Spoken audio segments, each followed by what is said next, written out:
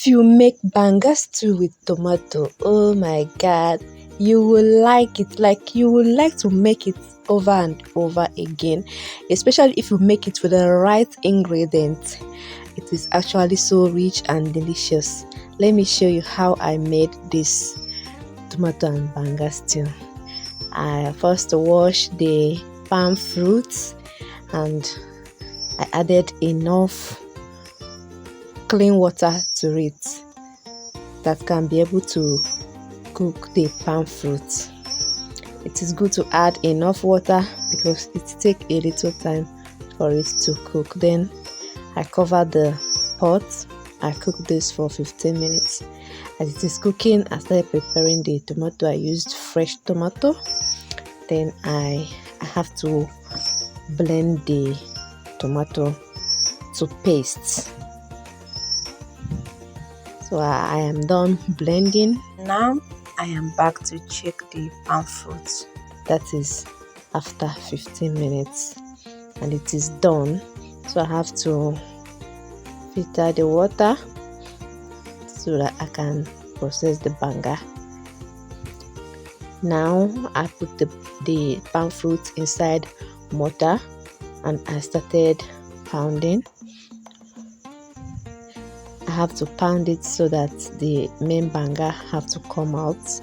While making banga stew, you have to go down low and pound because this is not the type that you use blender. You have to obey the rule, otherwise you may not like what will be the outcome of your blender.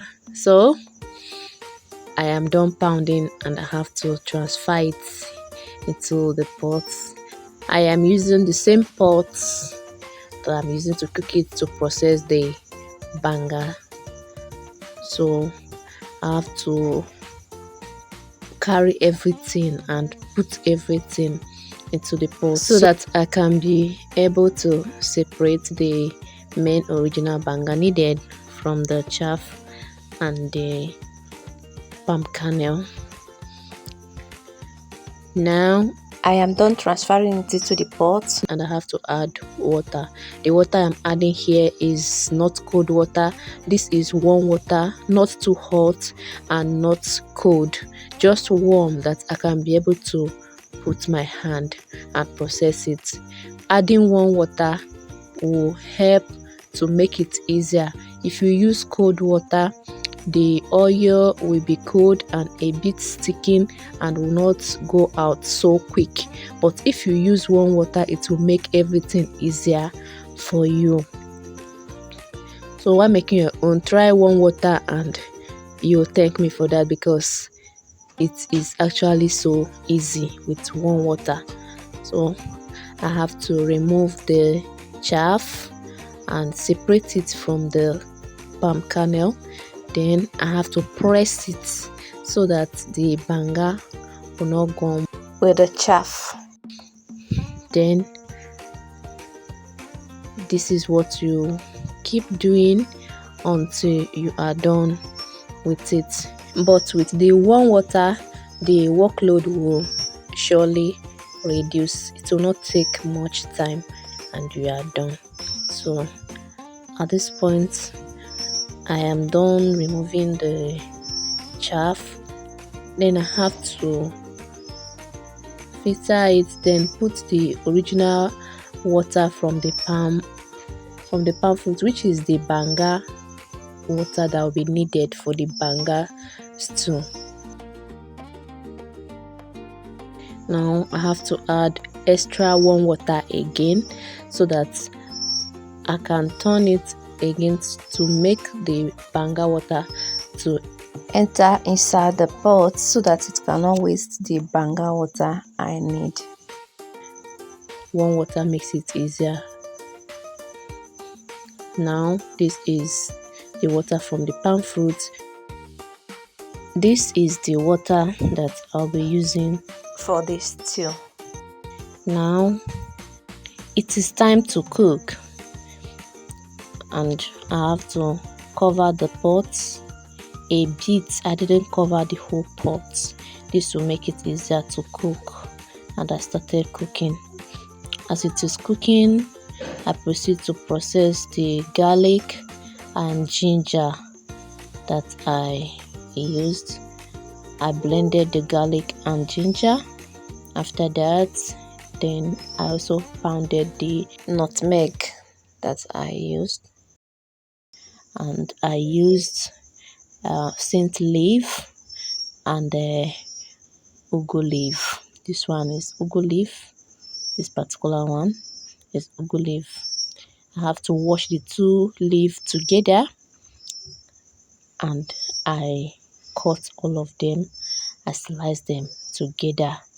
I didn't separate it because it's still the same time that you add the both vegetable. Washing before slicing retains the nutrients there. Then this is the fish. I have to steam and fry the fish. Then this is fresh tomato, which I've already put into my fryer, and I started frying.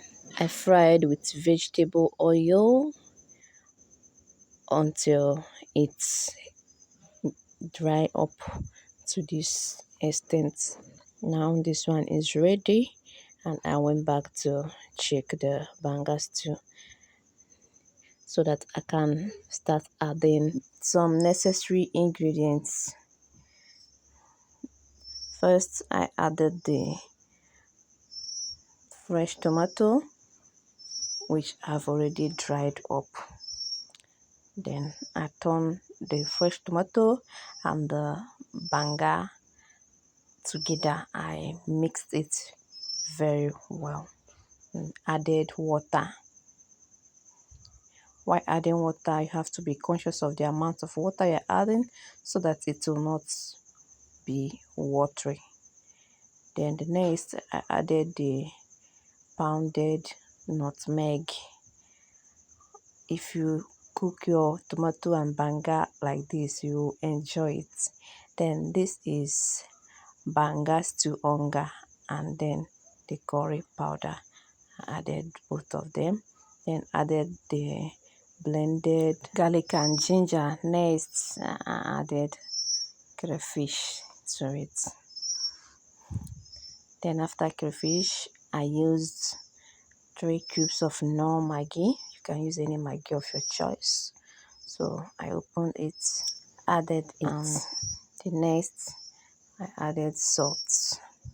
I didn't add much salt so that if the need be, I can add more. I then turned everything together so that they can mix very well.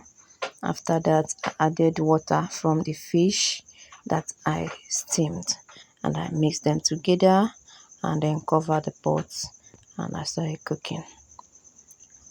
I cooked this for 5 minutes. Now 5 minutes is gone, and I'm back to check it so that I can add the remaining ingredients.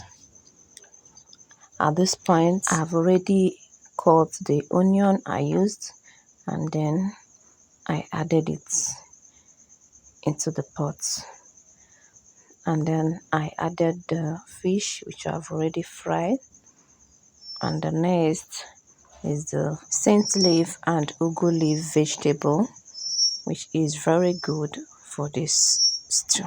For this particular stew, I used half pint of palm fruits, then the fresh tomato. This is because the stew I made is actually very big, because I needed it to be very big. If you use this ingredient I used to make your own tomato and banga stew, you will like the outcome. Then I have to cover the pot and allowed it to cook for 2 minutes. 2 minutes is gone, and I'm back to check it, and woo, the aroma coming out from this pot together with the taste made me to eat this stew over and over again.